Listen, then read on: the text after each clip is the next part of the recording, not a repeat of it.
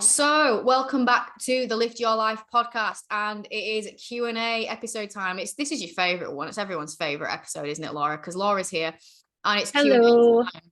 I was kind of tempted to do a Q&A about, like a New Year's Q&A, like motivation for the new year, and I just thought so generic and so boring. Like everyone's doing that, and if people wanted to ask questions about the new year, they had the opportunity. So, as always, we put our Instagrams and question boxes and we got some questions through.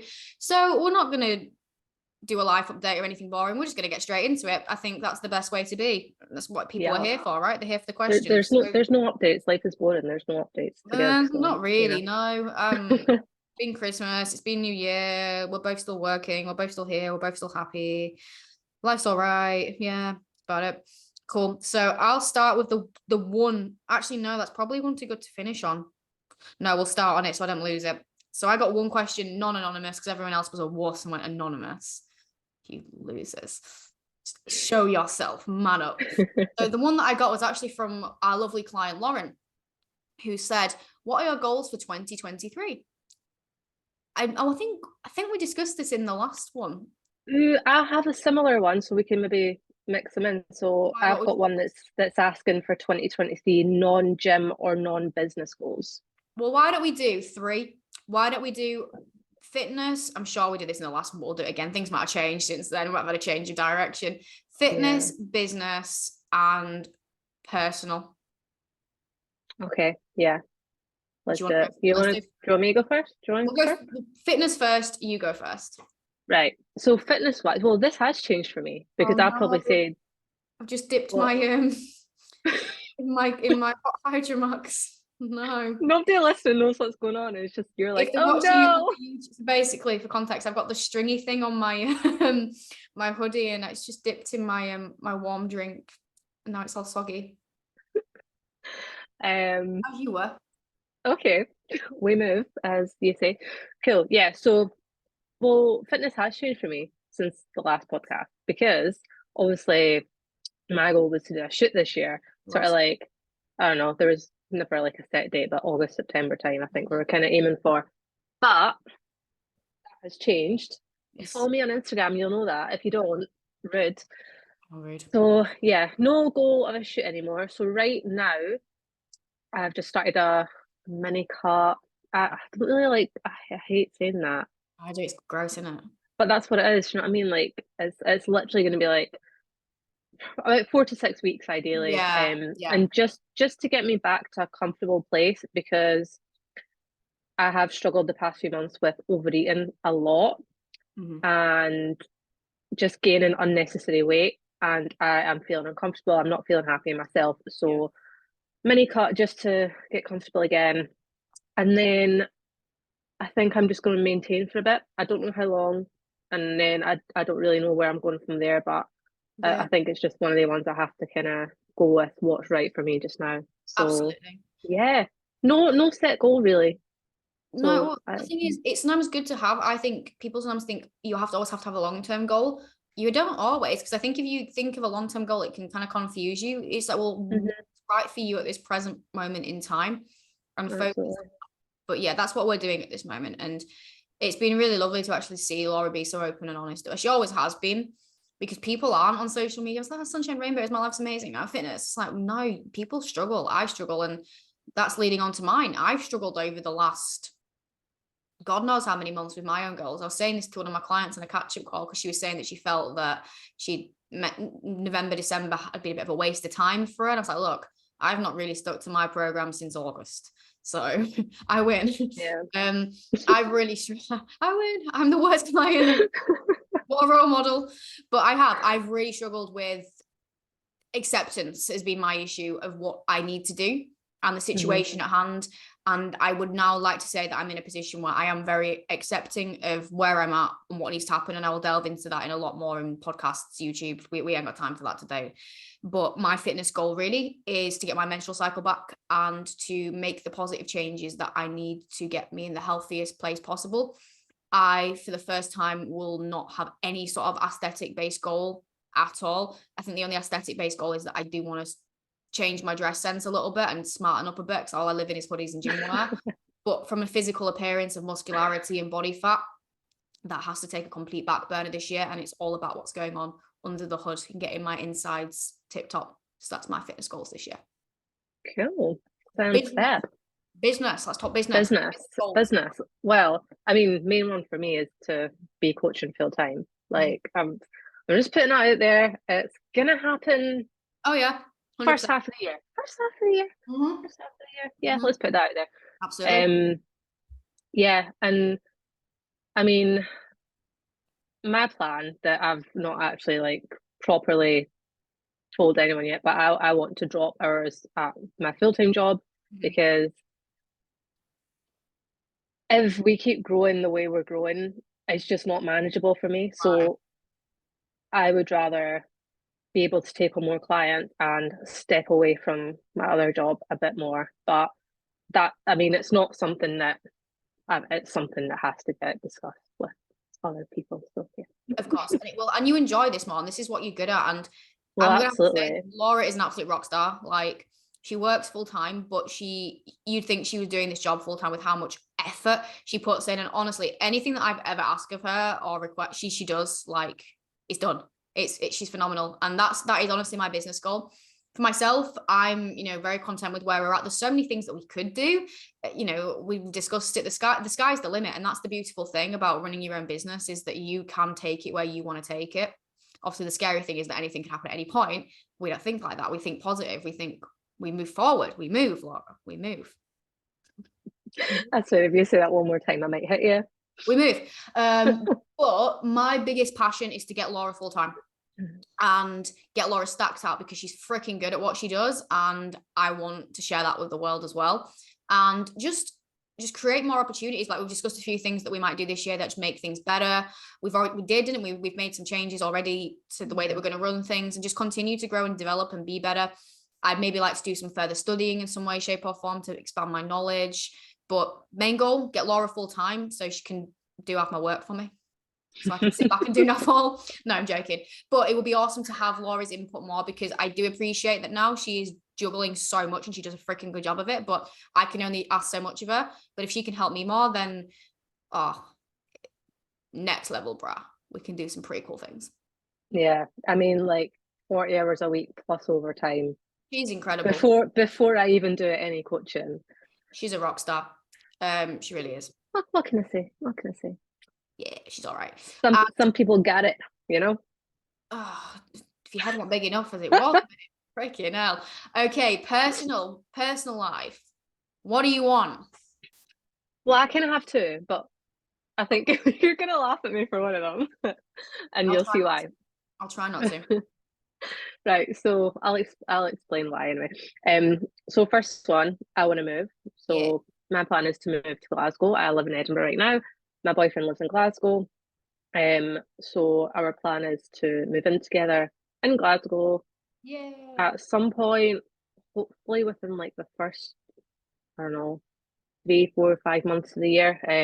You've got an exciting half of the year coming up, haven't you? Mate, don't, like, I have so much on. It's stressing me out. I can't cope. I'm like, I don't want to make any more plans. But then I keep making plans and I'm like, worse than what am I doing to myself? But yeah, so you that's I want to move, and be a real adult. So yeah, that's like the main one. And then my next one is this is the one you're gonna laugh at. I'm not gonna laugh, I promise. No, listen, you're gonna laugh because of the message I sent you earlier. Okay. So I'm gonna try and stop drinking. And that actually makes me sound like I'm an alcoholic. I'm gonna try and stop drinking. A full bottle of vodka before this podcast. I believe that when I see it. So I don't drink that much, right? Like maybe, I don't know, I'll drink on occasions and like every few weekends or whatever. But I never used to get hangovers, so it was fine. Right. And see now I'm just like getting old. I can't hack it. And too often I get to that stage where I just don't remember the night. And I don't want that. No. So yeah, like that is just like a little goal that I have. Like maybe not entirely, but like just, bring it in. A little less, yeah. Yeah, I mean, mine's for different reasons, but I've not had a drink since 2019. And honestly, Yeah. people ask, does it bother me? No. Mm-hmm. Don't feel any sort of miss out or anything, but that's for Yeah. different reasons. My personal goals this year. Ooh. I've said that if I wasn't competing this year, which I'm obviously definitely not, I would like to just travel a bit more and utilize the fact that I can work from anywhere in the world. I literally, as long as I have my laptop and Wi-Fi, can work to my full capacity. So I would like to try and commit to being somewhere different every single month, even if it's somewhere in the UK or just a different city up the road.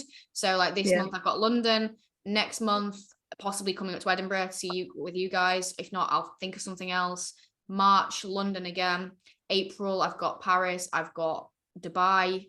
I just want to travel and experience life a bit more. And that's ultimately what it is. I just want to live a happier life this year. Got myself into a bit of a bad place towards the back end of the year. It's kind of linked to the hormone situation. I just want to be a better version of myself and just make positive changes for me, which is why I'm looking to move. One, I want a house with a dog, but if I can't buy, I just want a new place, a new environment, just all around. And it wasn't a bad year last year, but I just want to be the happiest, healthiest version of me, because we get one shot at life, so we might as well make it a good one. Yeah, no, totally. Positive vibes. Totally. It's gonna be a good year, you know. The best year. I can feel it. Amazing. Cool. So that's our goals. Next question. You hit me with one. I've got one that's for you. For me. Okay. Yeah. Does Lucy hate Weight Watchers as much as Slimming World? Yeah, they're both shit. They're both the same. They're just packaged in a different way. The whole thing is ridiculous. I've yet to speak to one person who has done Slimming World or Weight Watchers and has a really good relationship with food, who has managed to keep the weight off and not have to go back about 500 times, and understands nutrition and health and exercise the way they should. Until that day comes, I will forever slate them, because it's toxic as, I'm going to say the F-bomb, fuck. It batters people's relationship with food. It messes their relationship with the scale. And the whole thing of going and having to stand and weigh on the scales is just diabolical. So yeah, they're both shit. But however, the only positives about them is they both have like ranges in supermarkets, like food ranges, you know, like Slimming in absolute fairness, the Slimming World chips from Iceland are very good. In the air fryer, they are very good. Pains me to say it.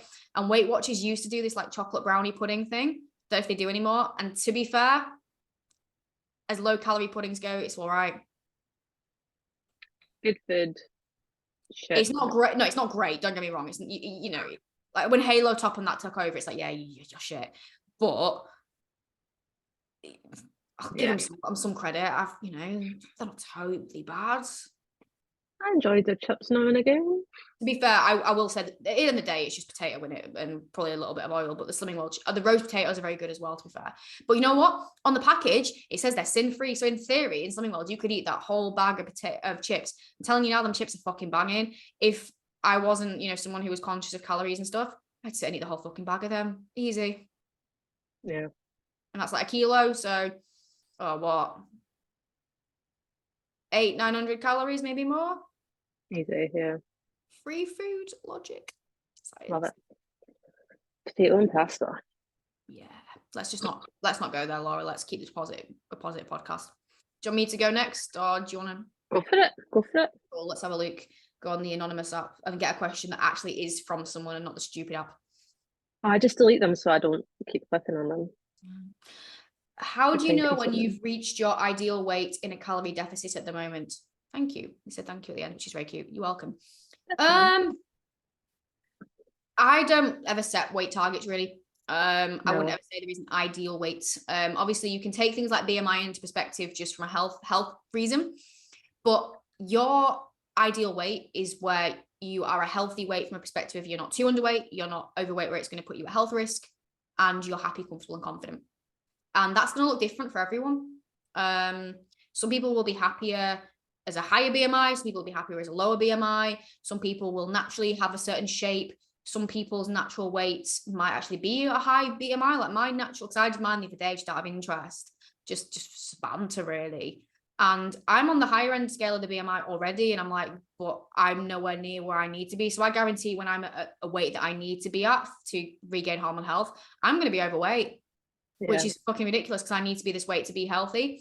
So I'd consider, I don't use BMI as like the be all and end all, but just consider, are you of a healthy weight? You know, just be an adult and be smart to realize, do you need to lose any weight for health reasons? Or do you need to gain weight for health reasons?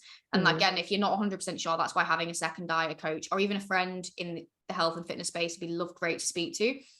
And obviously, if you want to DM me or Laura about this, we're happy to chat with you as well. But gauge it off how you feel, because you won't be happy at a certain number. You can't say that you will be happy at a certain number because there will always be something that you want to be better, but it's finding that inner peace at a certain body weight. So that's my answer for that. What is yours? Yeah, I mean, I totally agree with you there. And I just don't think you can put a set weight on it because, so say, for example, you weighed like, I don't know, 65 kilos, right? And then you go through a body recomposition phase. Yes. By the end of it, you weigh the same, but you look totally different. Absolutely. Yeah. So, yeah, yeah. You can't put a weight on it. No, it's like how I will look at probably when I get to like 10 stone, probably where I'll get to where is my like settling point. I hate that settling point, but where my body will naturally sit, probably when I have to regain my weight, will look so different to how I looked when I was 10 stone when I first started my fitness journey, and I just looked out of shape. I remember as well that your weight naturally does fluctuate as well. Your settling weight will naturally fluctuate by, I think it's like 5-7 pounds up and down throughout the year, seasonally, just hormonally. So it's not like you can't say, right, my ideal weight is 65 kilos, and then you've woken up one day because you've not pooed for a few days and you're 65.5 and you hate your life and you hate yourself. So, well, no, that's just stupid. So find a point where you're happy, comfortable, confident, and as well, happy, comfortable, confident in a lifestyle that suits you. There's no point sitting at a body composition that you're happy at, but you have to work your backside off and deprive yourself to stay there. So you need to have that balance of being comfortable, but also being comfortable and happy with the lifestyle that you're living. Yeah, totally. You know what I actually realised as well, when I was doing my check-in. Let's see. I need shooting. Stop dunking your tassels. Bloody hell. When I was doing my check-in the other day, I realised that I am pretty much the same weight now as I was when I first started with you. I don't look the same. No, I don't. I might put the photos together, actually. That's a great Instagram post coming Laura's way. I might. If someone reminds me, because I forget things. Do you want to go next? Yeah, I'll go. Okay, so one supplement you feel is overrated and one that's underrated. Ooh, that's a good question. Overrated at this moment in time, I'm gonna say fucking hydration formulas, like HydroFlow and stuff, because one fitness influencer has posted it on her story, who probably does need it because she trains like an athlete, and all of a sudden general population people are like, do I need it? No, you don't even hydrate yourself with fucking enough water. So things like hydration formulas, and they're basically there to aid your training performance, to make you train harder and more effective. They are freaking useless if you're not even drinking enough water consistently daily and also having a good balanced nutrition. So it's anything which is this gives you that little extra 1%, in my eyes, is overrated if people can't even nail the basics first. Like I'm saying this now, I'm actually drinking Hydromax. Warm is lovely, by the way. Someone told me to do it, it's amazing. But I do take my health and nutrition very seriously. My macros are on point. My supplementation is on point. My training is on point. So this is there to add that extra, because I do drink 4 or 5 liters of water a day. Yeah. So it's useful.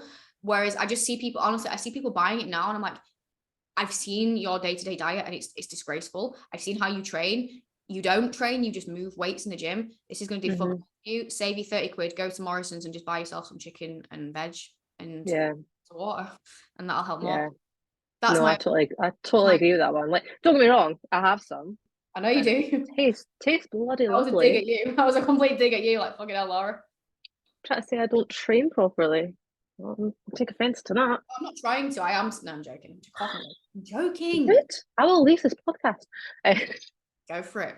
But no, I agree. Like sometimes you see someone buying it and you're a bit like, okay. It's other things as well that like I saw someone the other day like, oh, I've just joined the gym for the first time. What pre-workout should I take? I'm like, you don't need a fucking pre-workout. You just need to yeah. And then I'd say underrated is your basic health supplements. I think it's because they're not fancy, they don't taste good. It's just a pill and they're quite expensive. But a lot of them are essential for the body's needs. So things like omega-3, well, omega-3 is an essential fatty acid. The clue is in the name, essential. It is essential for the body's needs for good lass. Heart health, brain health, eye health, hormonal health. And unless you're having like 2 servings of oily fish a day, which you're a freaking weirdo if you do. Weird. No offense, anyone. No offense. Okay. You need it. And yet no one's enthused by buying an omega-3. I don't get excited when my omega-3 order rocks up. I'm just like, but I do get excited. I get fuming when they run out and I have to buy them again. I know, it's shit, but the stuff that actually is going to, and I think as well, it's because you don't necessarily get like any sort of instantaneous gratification because there's no taste, there's no feel from it, like there's no alertness, there's no excitement, like when you get like a pre-workout or like a nice tasting thing, it's just you take it and they're a bit awkward and they feel a bit thingy, but they do have so much benefit. So omega-3s, vitamin Ds, they're probably the main 2 that I would suggest that everyone should be taking at some point. I can't see a reason why anyone listening to this podcast shouldn't take either of those. Oh, overrated multivitamins. Don't take them. They're a pile of shit. They don't work. They're expensive urine. Studies have shown they don't work. Save your money. Sorry, just had to get that one out there. You good? You can give yours. No. Yeah, no, I kind of agree, to be honest. I think what you said before kind of hit the nail on the head, whereas if you're not nailing the basics first, there's no point adding anything else in because you're just wasting your money. Until you have everything else nailed down, then what's the point? Yeah. I do think omega-3 and vitamin D, though, you would supplement anyway because yeah. Diet.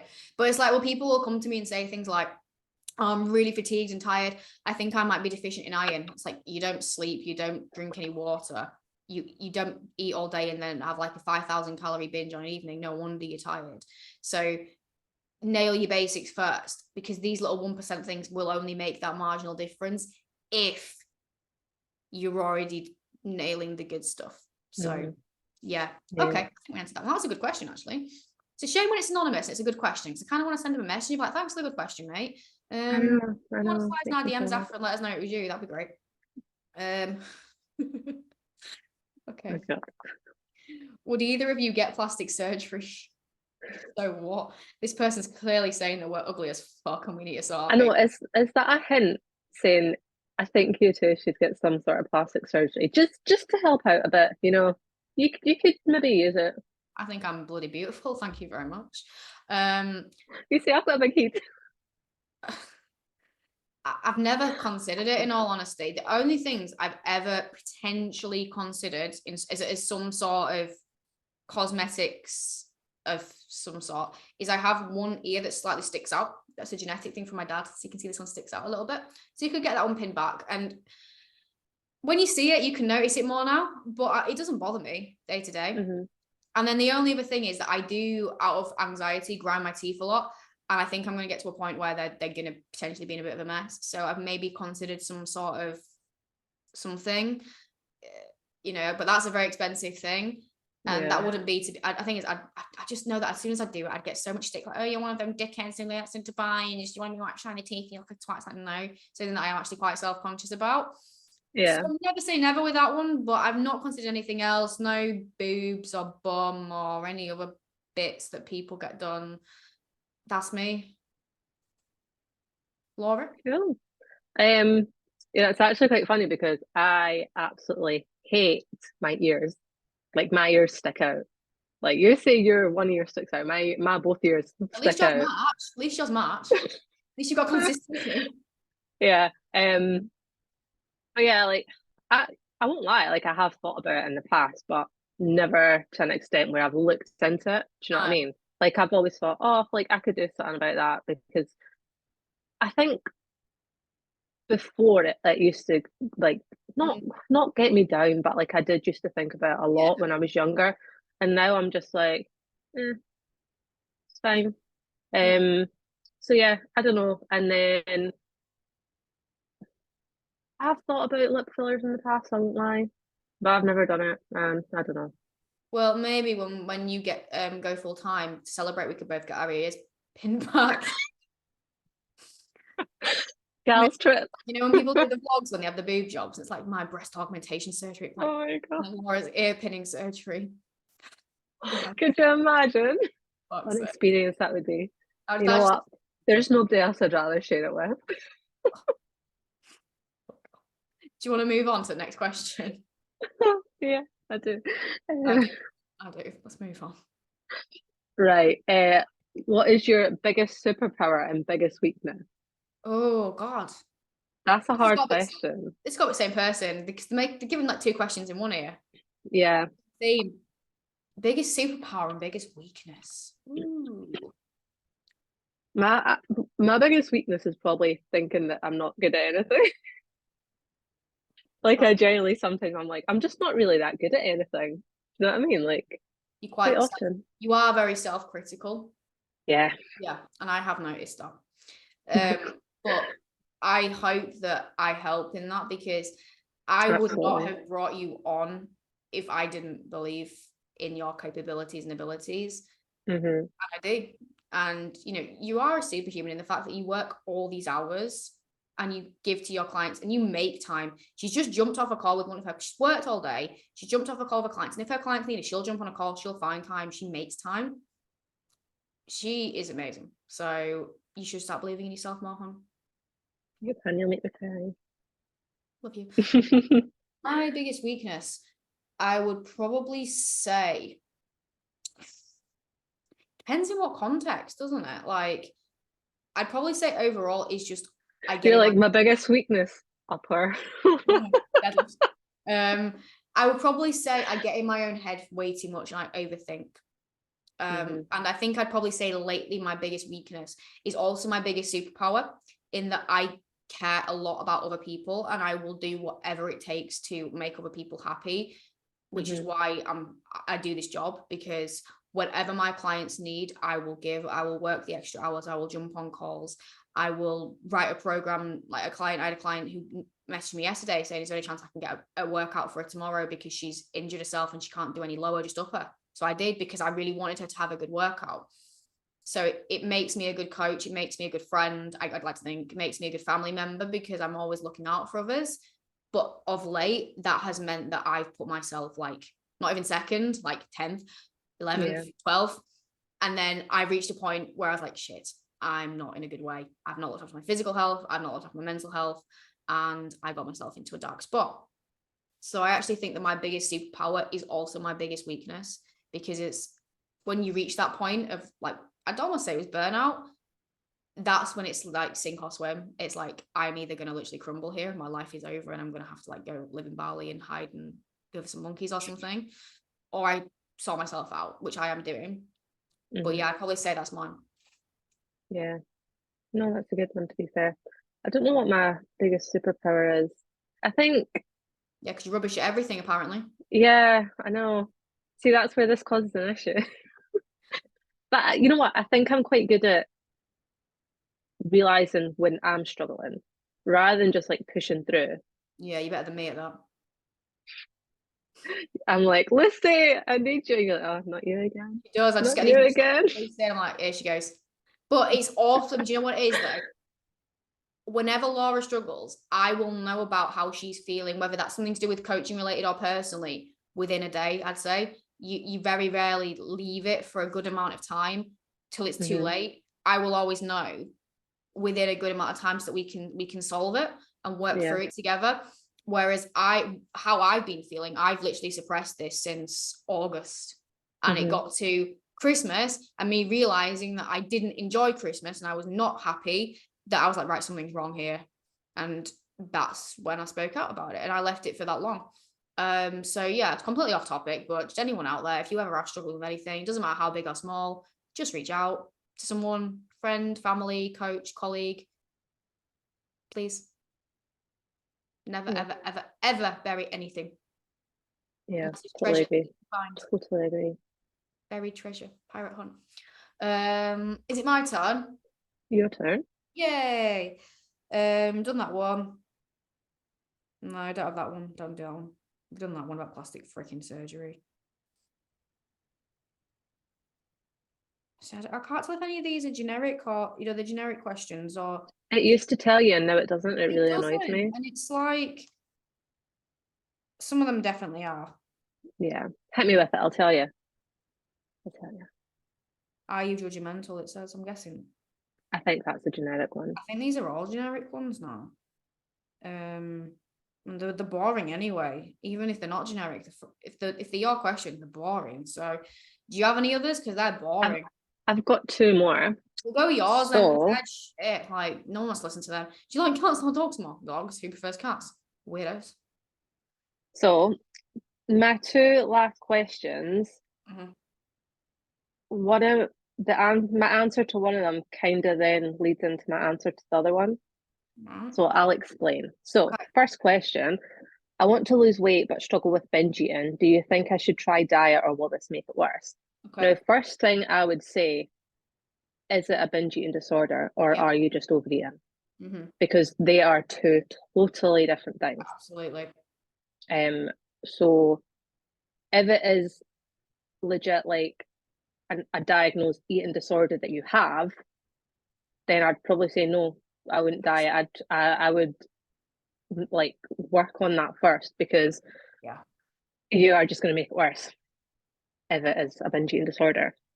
However, if it's overeating, what I've been struggling with, then I would say this would be more person dependent. Absolutely. Which then goes into the last question, which is, do you think you have a good relationship with food? Right? So I did. And then for like a few months, I really, really didn't. And like, as I spoke about before, like overeating a lot, blah, blah, blah. And I know I've only been in this mini cut for like, 4 days now? Yeah. I've been on track every single day. And this is the longest I've gone in months without overeating. Yeah. Whilst in like a dieting phase. But you could also argue that someone else in the same position as me, if they were to then go into a dieting phase, it wouldn't be right for them. So I think it's very person dependent. I don't think there's a right or wrong answer for it. No, it is a completely case by case individual, and that's what I would always assess with someone. So if, like you said, if it's a binge eating disorder, absolutely not. No. You put your aesthetic goals on hold, because all attempting to diet is going to do is either exacerbate your issues or just put a mask on it. And once that mask's taken off, you're still struggling. Whenever you have any sort of, I hate the word diagnose and I hate putting labels on things, but when you do, you always have to see to that first, because ultimately until that is solved or managed, you're not going to ever achieve anything, because that's always going to take over. But I agree, when it comes to, you know what I hate how the word binge has now become thrown around, because it's not like, it's just like a trendy word, like you binge watch Netflix and stuff, and we all use it, but in relation to food, it's like, no, a binge is you are out of control. It's you can't stop yourself. It's not a couple of extra Kit Kats. It's you would literally demolish the entire cupboard and you'd be ashamed, embarrassed by it, because it's just crazy amounts of you're out of control. Totally different thing to overeating. Everyone overeats from time to time. Everyone sometimes comfort eats a bit more than they should from time to time. It's not normal, but it's not clinical. It's not a disordered way of eating. It's a disordered way of eating, but it's not eating disorder. So I am with you. And that's the difference. Absolutely. And I would take it on an individual basis. So like Laura, I've worked with you now as a client for a year and a half. A year and a half, yeah. A year and a half. So I know you. I know what makes you tick. I know your personal history. I know your relationship with food. So I know that with you saying that the goal of going into the mini cut will help, I know it will help based off our working relationship. However, if someone new came to me and they just said, oh, I'm feeling really like this, I've been overeating, I've been this, I'd have to delve a little bit deeper, because I am not in any way, shape or form would ever put anyone's aesthetics before their mental and physical health, ever. It's not worth it. Sometimes going into a deficit is going to help your relationship with food, because it's going to help with management of food and improving food relationships and improving eating habits. Because sometimes just improving your eating habits is enough to actually gain that control, because you're not maybe starving yourself all day and then overeating on a night. You're creating better routines. But sometimes it's like you can't create the element of restriction, because the second there is restriction, it's just going to drive that further, and it's understanding what's causing that drive, fixing that beforehand. So yeah, it's a hard one until we know someone's individual case by case, what's going on under the hood mentally, why they're overeating, what actually is overeating. I couldn't say. And to answer that last question, I'll put my hands up and say, no, I don't have a good relationship with food. And that's been one of my biggest struggles this last 6 months. And it's something I was going to save. I was going to save this one. I was like, fill you in on my juicy.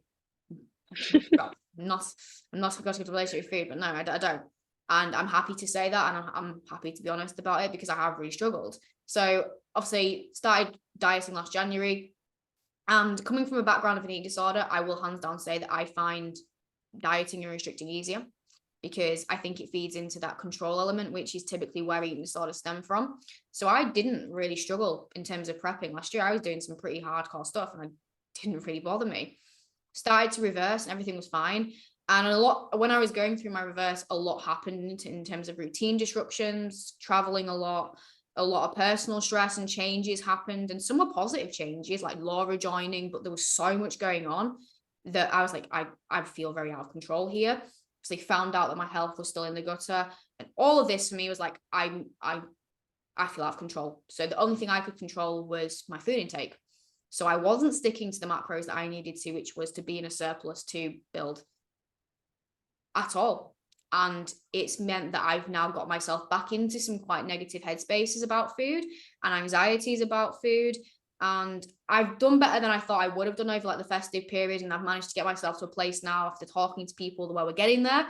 But would I say it's where it should be? And has it been better? Yeah, massively. So yeah, that's me. But I'm proud of you for talking about that just now, though. Yeah, I feel a bit like, oh, I'm opening up. You know what though? Do you know what? Do you know what? On you go. Nah, you go first. After you. Okay. I was just gonna say, I think it's really important that people who are coaches, that we do be open about this, because I think there's so many coaches out there who just pretend that everything's absolutely perfect and that they are on it 100% of the time.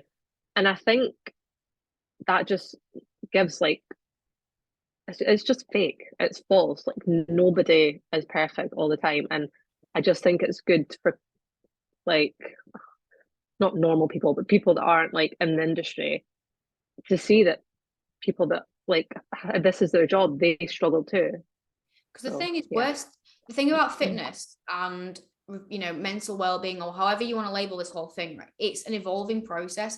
There isn't a you just get qualified and then all your problems are solved.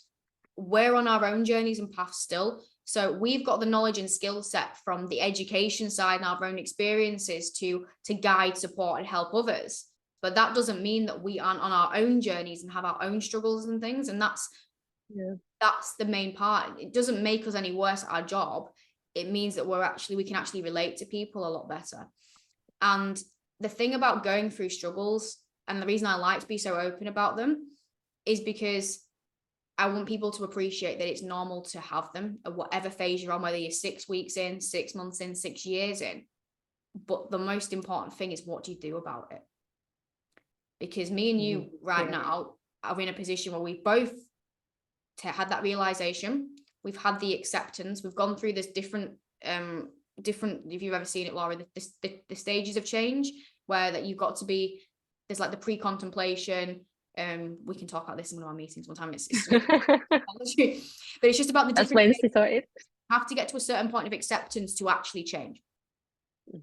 People kind of like the idea of change, or I might do it, but then they don't take the action. Me and you have both got to that point where we've both realized, accepted, and gone, no, I don't want to be like this. I'm doing something about it. And I know it's going to be hard and there's going to be ups and downs, but I don't want to be this person right now. I don't want to stay as I am.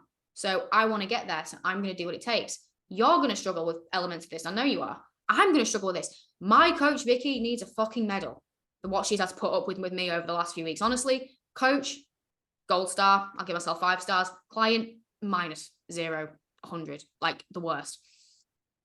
But I'm doing something about it and taking action because I don't want to stay here. Mm-hmm. Yeah. Mic drop, motivational speech over. Thank you. Good night. Look at us go. Look at us go. But yeah, no, I think that's ended quite nicely. Is there anything else? Did you get any others? Nah, I just double checked this now.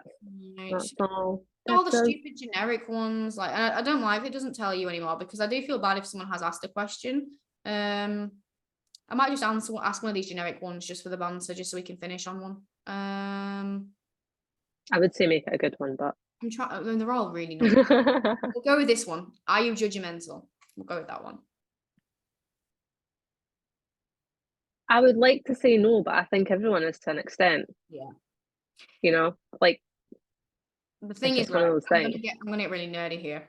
Here we go.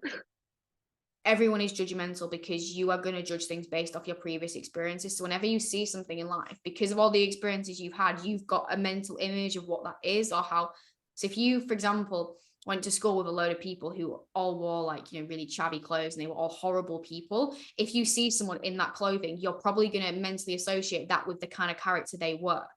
So you are making that judgment because of previous associations. So I think everyone is judgmental, whether they are trying to be horrible or not. We just are, because of the experiences and associations that you have. But I think it's where you take that. It's whether you're going to like prejudge someone and not give them an opportunity, or if you're just going to blanket go, yeah, they're definitely a dickhead. Totally.